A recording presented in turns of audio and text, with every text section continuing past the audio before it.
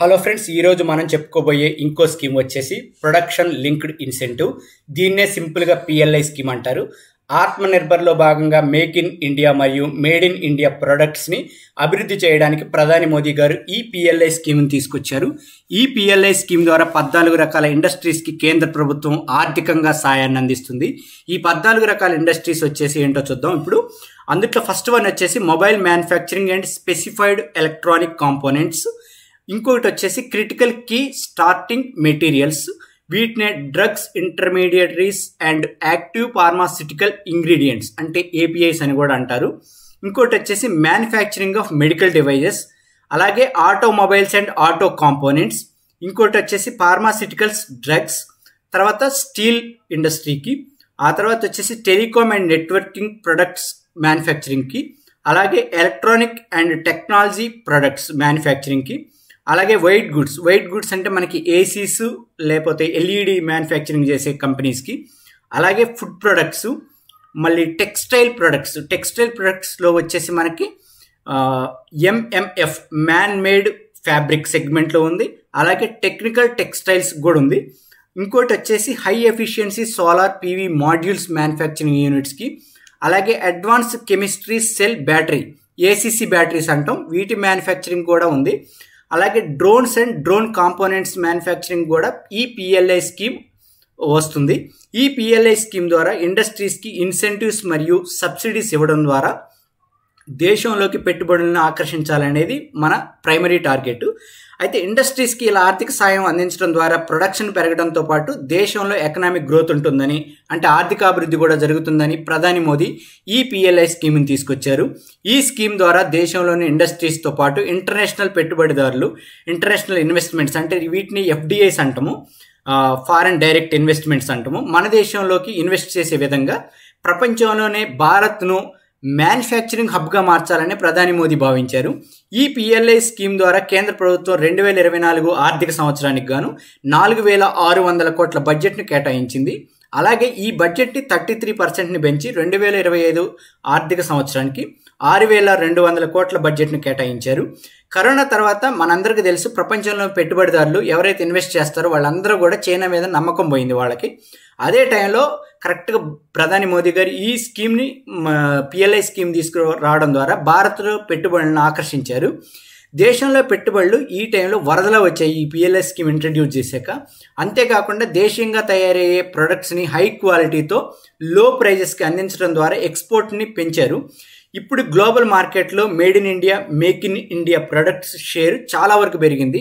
ఇంతకుముందు ఇది మొత్తం ఒక చైనా చేతిలోనే ఉండేది. ఈ పిఎల్ఐ స్కీమ్ తీసుకురావడానికి ముఖ్యంగా 7 ఉద్దేశాలు ఉన్నాయి.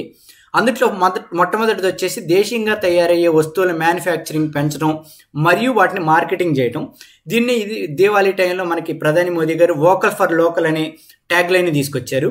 తర్వాత హై క్వాలిటీ ప్రొడక్ట్స్ని లో ప్రైజెస్కి అందించడం, తర్వాత వాల్యూ ఎడిషన్ని పెంచడం. అంటే ఒక ప్రోడక్ట్కి, దీనికి ఎగ్జాంపుల్గా ఒక టమాటోని తీసుకుంటే 1 కేజీ టొమాటో 10 రూపాయలు ఉందనుకోండి, మనకి బాగా రేట్లు పడిపోయిన టైంలో, అప్పుడు రైతులు అమ్ముకోకుండా దానికి వాల్యూ ఎడిషన్ చేయొచ్చు. అంటే అదే కేజీ టమాటోతో 1 కేజీ పికిల్ తయారు చేసి మార్కెట్లో ఒక 400 నుంచి 500కి కేజీ పికిల్ని అమ్ముకోవడం, లేదా దాని నుంచి టమాటో జామ్ కానీ టమాటో సాస్ కానీ తయారు చేసి కేజీ 800 నుంచి 1000 రూపాయలకి అమ్ముకోవడం. దీన్నే ఒక టమాటోకి వాల్యూ ఎడిషన్ పెంచడం అంటాం. తర్వాత ఎక్స్పోర్ట్స్ని పెంచడం, ఇంపోర్ట్స్ని తగ్గించడం.